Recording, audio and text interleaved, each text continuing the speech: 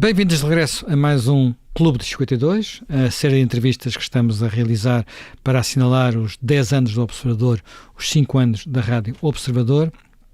E hoje a nossa convidada é Maria Manuel Mota. Maria Manuel Mota é bióloga de formação, cientista, trabalhou muitos anos em malária, portanto, é neste momento, trabalha ainda, é diretora do Instituto de Medicina Molecular, uma das nossas instituições de investigação mais prestigiadas. Eu vou começar com uma pergunta que gosto sempre de fazer aos cientistas, que é, e agora por cima temos 10 anos e mais 10 anos pela frente, daqui a 10 anos já poderemos ter comemorado o primeiro Prémio Nobel Científico Português, além do Egas Muniz. Há tantos anos que falamos disso. Será que finalmente temos massa crítica para chegar lá? Eu diria que dificilmente. Porquê? Porque para que isso aconteça, e espero estar enganada, tenho que também dizer que espero estar enganada, e espero conseguirmos. Temos já indivíduos cientistas fantásticos, mas nós ainda continuamos a trabalhar como um oásis, e um oásis que só, no fundo, retira água quando tem mesmo necessidade. Ou seja, nós temos que ter a noção que temos que ter uma estrutura, temos que ter uma estratégia continuada de apoio à ciência para que isso aconteça. Sim, mas muitas vezes o que acontece, enfim, nos últimos anos isso é muito evidente, há uma sobre-representação, digamos assim, não há nenhuma culpa disso, dos Estados Unidos, ou de quem trabalha em laboratórios dos Estados Unidos. Muitas vezes não são americanos, são, enfim, muitas nacionalidades, mas que trabalham lá. Mas trabalham lá. Isso no fundo resulta de redes que existem. Nós não estamos já integrados nessas redes? Nós estamos muito integrados nessas redes, mas nós temos que ter as pessoas que trabalham cá e não precisam de ser portugueses. Ou seja, a ciência vive de toda a gente no mundo e, portanto, para nós tanto faz que sejam portugueses ou que não fossem portugueses, mas devemos nos sentir orgulhosos de trabalho que fosse feito em Portugal, por portugueses ou outros que nós atraíssemos, que conseguissem ter descobertas que fossem fantásticas. E nós já temos investigadores que estão a fazer descobertas fantásticas. Agora, temos que ter a noção que para termos mesmo prémios Nobel, nós temos que ter um apoio, uma estratégia, que é isso que eu mais critico, é nós fazemos por picos, nós investimos, mas depois temos períodos que não investimos. O que acontece nos Estados Unidos, ou o que acontece, por exemplo, no Reino Unido também, que é uma estrutura muito mais pequena que os Estados Unidos, mas que tem um apoio constante, e que acontece em muitas outras regiões do mundo, é que há realmente uma estratégia, há realmente algo que é continuado. E isso eu acho que é onde nós pecamos mais. Nós somos muito bons a fazer omeletes sem ovos. E, portanto, espero eu que em 10 anos consigamos produzir um ovo fantástico sem ter... Mas é uma questão de, quando referiu aí, é uma questão de estratégia ou de dinheiro? É tudo, há todo um lado. Nós costumávamos dizer, e eu quando digo nós, é toda uma geração, porque eu pertenço a uma geração que nós costumamos chamar em tons de brincadeira a geração Mariano Gago, não é? Ou seja, nós tivemos um Ministro da Ciência pela primeira vez em Portugal que pensou como é que poderia fazer isto. Claro que para isso teve imensos fundos que vieram da União Europeia, portanto o facto da nossa integração na União Europeia é algo que foi fantástico nesse aspecto, mas que fez, nós precisamos criar uma nova geração, e digamos que eu pertenço a essa geração. A seguir aos anos 2000, ou na passagem para os anos 2000, nós começamos a atrair algumas dessas pessoas, eu incluída e muitos outros, para virem para Portugal e simplesmente começarmos a criar a tal estrutura em Portugal. E realmente foram 10 anos que eu tenho que dizer que foram extraordinários e muito entusiasmantes, porque estávamos todos a trabalhar como comunidade. Obviamente todos competíamos uns com os outros, porque os recursos, por mais que sejam grandes, são sempre escassos, ok? Portanto, nós temos um axioma, não é? Exatamente, mas a verdade é que vivíamos muito, nós sabíamos que precisávamos dessa estrutura para sobreviver. Portanto, apesar de todos competirmos, nós todos trabalhávamos em conjunto para que fizéssemos para criar essa estrutura. Essa estrutura começou a ser criada, essa estrutura é criada, e claro que estamos a anos-luz daquilo que estávamos, porque vinhamos do nada, e portanto, obviamente que construímos algo.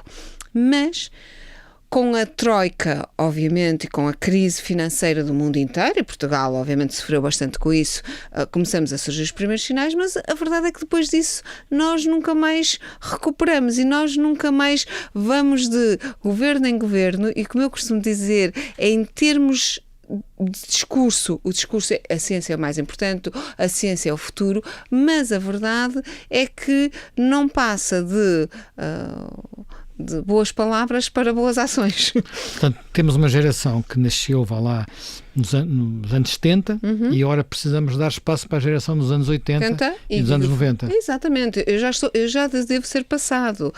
O que nós precisamos é simplesmente de continuar. E isto é difícil, atenção, tudo que necessita de... tudo que é uma estratégia de longo prazo e que necessita de investimento continuado. Eu nem digo que é um investimento a longo prazo, é um investimento continuado, é algo que obviamente é muito pesado para um país e, portanto, o país tem que decidir se quer fazer isso ou não.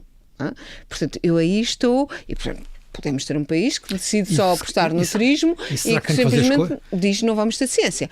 E será que tem que fazer escolhas? Isto é, nós, como disse, partimos do quase nada.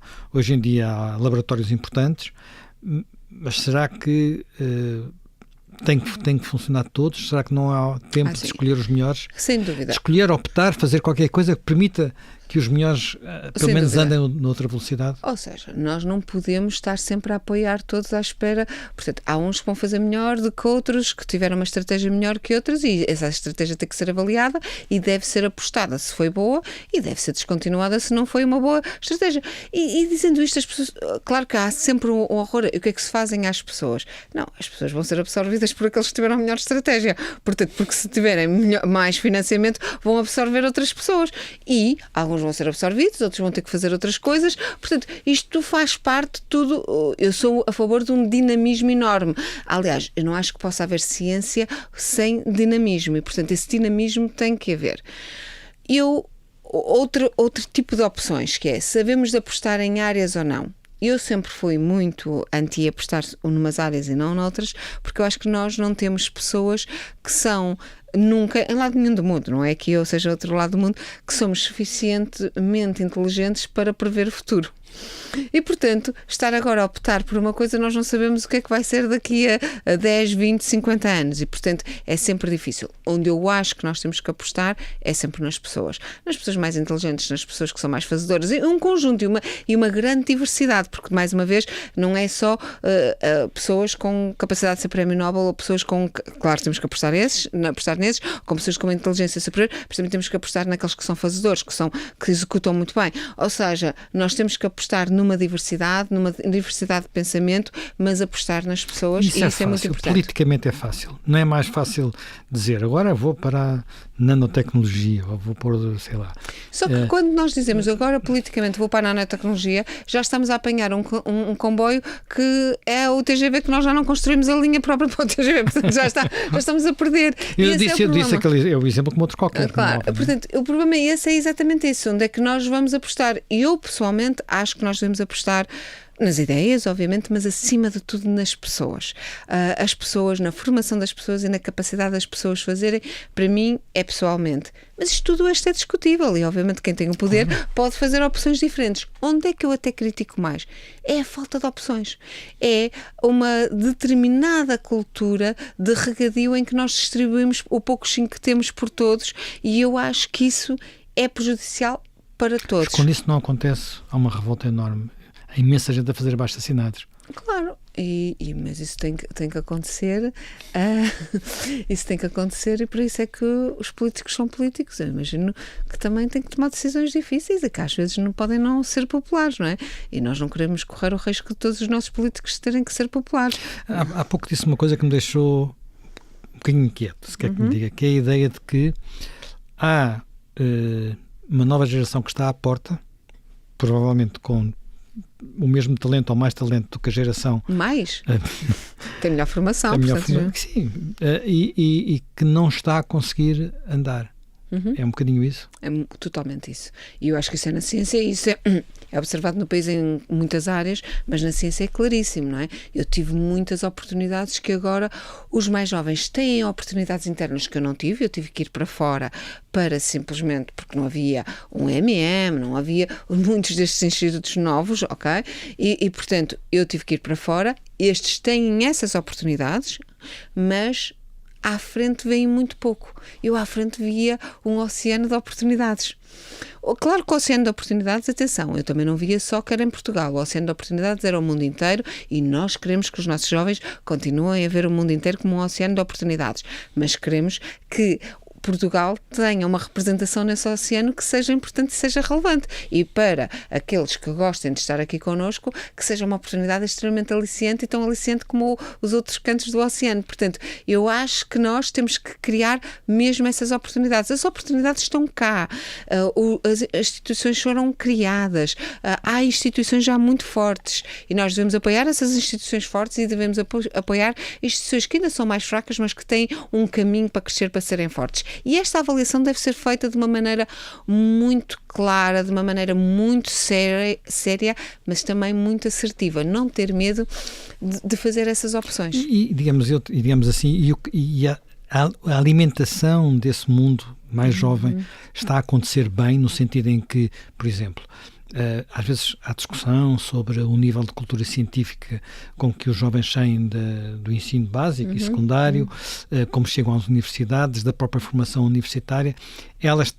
Há massa crítica, há mais gente, ou até por razões demográficas, não é? Portanto, estamos a começar a entrar num ciclo diferente, com menos estudantes, menos jovens, ou isso pode começar a ser um problema?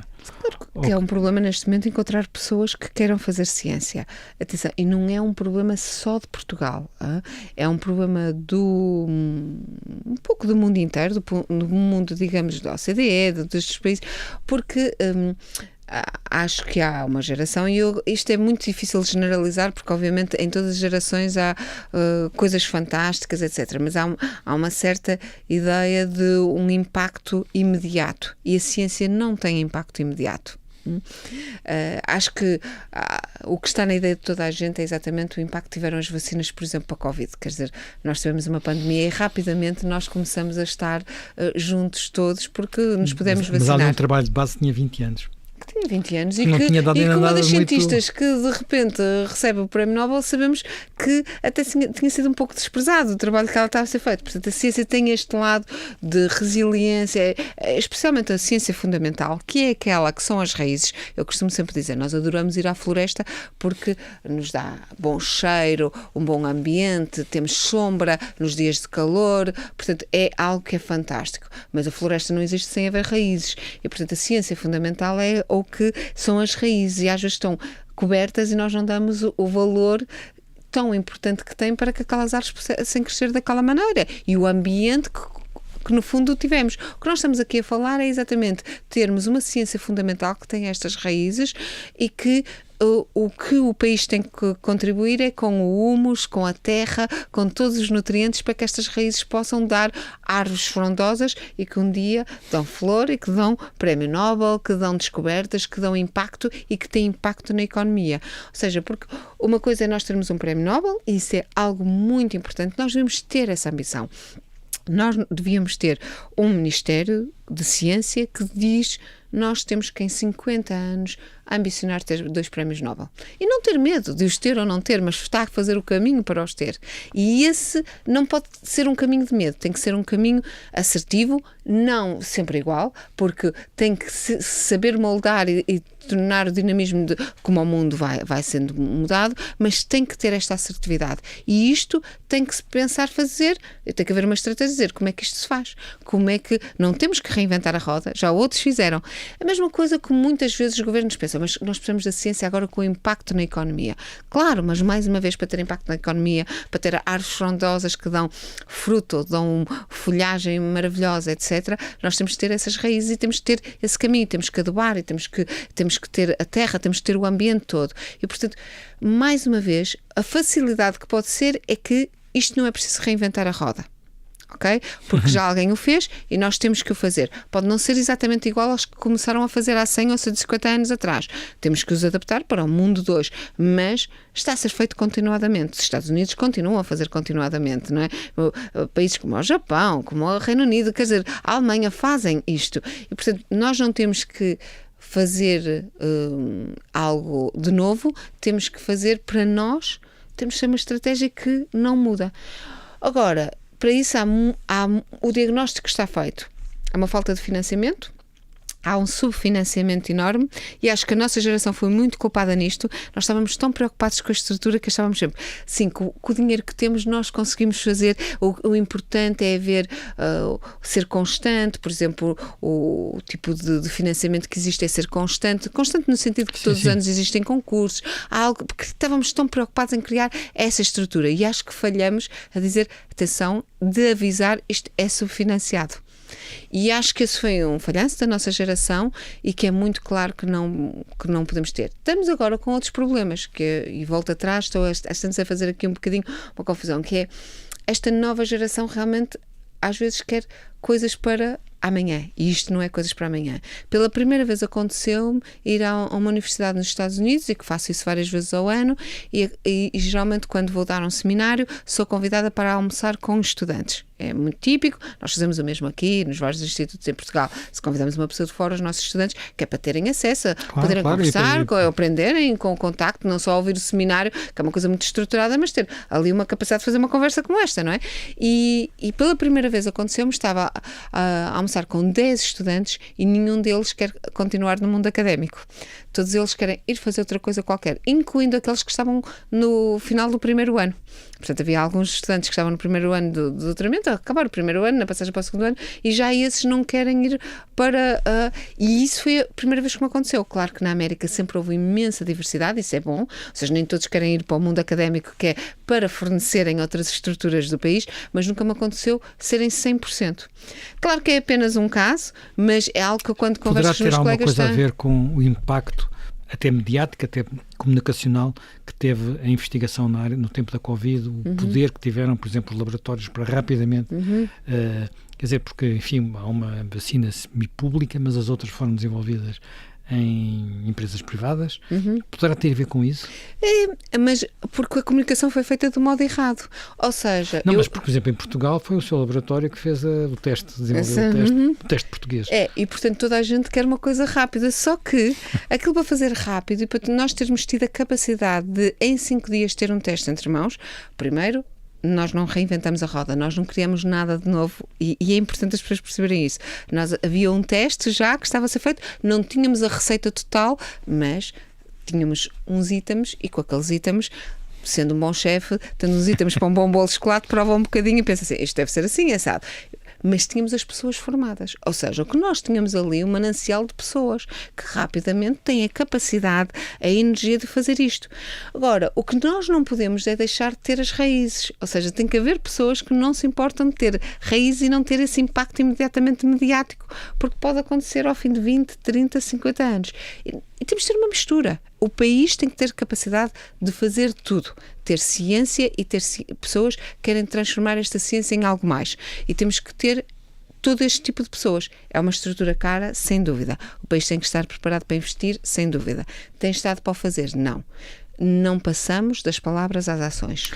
Uma das coisas que muitas vezes se refere é que, apesar de tudo, no setor público houve um avanço brutal, mas que o setor privado das empresas, por exemplo, tem muito poucos doutorados a trabalhar lá e a fazer investigação, que em alguns casos é quase fundamental. Não é? Isso já tem sentido evolução nessa área? Atenção, temos que pensar bem o que é o público e o privado. O Instituto de Medicina Molecular é um instituto privado, é um instituto de gestão privada. Claro, teve muitos fundadores sendo públicos, ok, a Universidade de Lisboa, o Hospital Santa Maria, o Centro Hospitalar, a Universidade de Lisboa Norte e a Faculdade de Medicina, que são mesmo os nossos parceiros. Mas é um instituto de gestão privada, gerido de uma forma privada. Direito privado, Exato. O capital, digamos assim. Exato. Tem muito financiamento público, mas também tem muito financiamento privado. Temos a Fundação Gates a financiar, portanto, nós temos um grande, mas claro, temos muito financiamento público, seja nacional, seja internacional, através da União Europeia, etc. E, portanto, as pessoas também têm que perceber isto. Claro que depois já há as empresas. As empresas aí eu compreendo, estão a fazer um investimento, é diferente.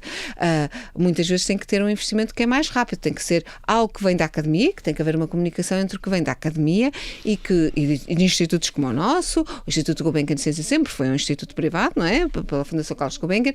Portanto, nós temos de ter institutos de investigação deste tipo que comunicam que fazem isto. Esta comunicação, isto falhava-nos. cada vez falha menos. Por exemplo, o Instituto de Medicina Molecular tem um departamento, tem um gabinete de transferência de tecnologia e nós temos 50% do nosso portfólio, nós temos 49 famílias de patentes e cerca de 50% do nosso portfólio já é licenciado pela indústria. Ou seja, a indústria já está a investir em algo que já está mais próximo deles e que vai investir numa parte e que arranjam outros financiadores para simplesmente desenvolver, sabendo que grande parte deles ainda nesta fase não vão sequer chegar ao final, mas já fazem um portfólio que há uma percentagem e portanto sabem fazer esse investimento.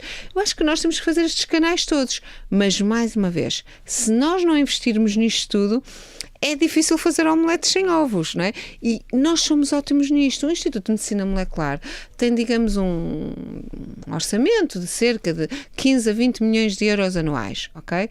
Mas vive completamente a sua estrutura dependente dos cientistas recortarem financiamento. Porque o que é a nossa estrutura? A nossa estrutura vive de um financiamento competitivo dado pela Fundação para a Ciência e Tecnologia, que somos avaliados de X em X tempo, mas que é muito pequeno para a estrutura, não é? São cerca de 2, 3 milhões de euros, não é? Que faz disto nos quase 20 milhões de euros. O que é que nós vivemos de tudo isto? Vivemos de todos os outros financiamentos que os cientistas são capazes de buscar. As instituições têm que ser fortes, tem que haver um financiamento. E não é só um financiamento público, atenção. O privado também tem que acontecer, por filantropia, por empresas. As empresas podem, por exemplo, nós já temos um laboratório completo no IMM em que é financiado pela Takeda Internacional porque já comprou uma das patentes e, portanto, financia já as descobertas futuras. Dá um X, que é muito pouco para eles, mas para os nossos laboratórios é fantástico, mas que é muito pouco para eles, mas já sabem se esta pessoa fez bem uma vez, teve a capacidade de fazer, lá está a apostar na pessoa. Está a apostar naquele conjunto de pessoas que, se já foram capazes de fazer esta descoberta no passado, nós já vamos apostar que no futuro serão capazes de fazer outras descobertas.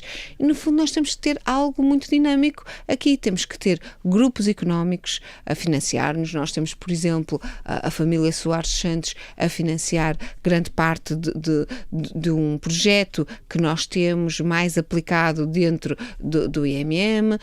Portanto, nós temos que ter públicos e privados têm que se integrar aqui para criar uma estrutura, mas tem que ser o motor, tem que ser o público, ou seja, o motor do que aconteceu nos Estados Unidos no século XX e que depois, que obviamente teve o grande arranque com a Segunda Guerra Mundial, mas que começou aliás com a grande crise, que devia ter sido nós para sairmos da crise nós temos que ter um modelo diferente. Nós depois da troika, digamos, temos que pensar que temos que ter um modelo diferente, não podemos cair outra vez nisto, porque senão isto é uma roda da bicicleta, não é? Estamos umas vezes em cima, outras vezes estamos em baixo e, portanto, estamos sempre nestes ciclos.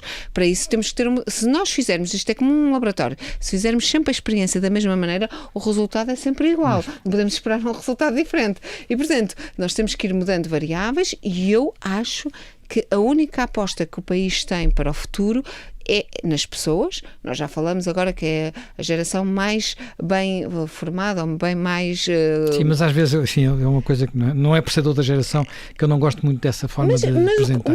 Agora, em termos de massa crítica é diferente, não é? Em volume não há qualquer dúvida sobre isso. Exatamente, mas o problema é que não vale a pena. Isto é normal, é um progresso, não é? Mas outros continuam também a progredir, não é? Não esperam por nós, não é? Portanto, se queremos apanhar o comboio, temos que começar a correr. E para isso... A ciência diz-nos que temos que mudar as variáveis, e mudar as variáveis é mudar um pouco a nossa estratégia e o nosso esquema, e eu acho que o nosso esquema só pode ser nas pessoas e naquilo que elas podem, o talento que elas podem fazer melhor com o seu talento. E a ciência, sem dúvida, acho que um dos aspectos, não é o único, mas acho que é um dos aspectos em que nós devemos estar a investir. Bem, nós só tínhamos começado a discussão, havia tanta coisa para falar, mas o tempo voou. Muito obrigado pela sua colaboração. Obrigada eu.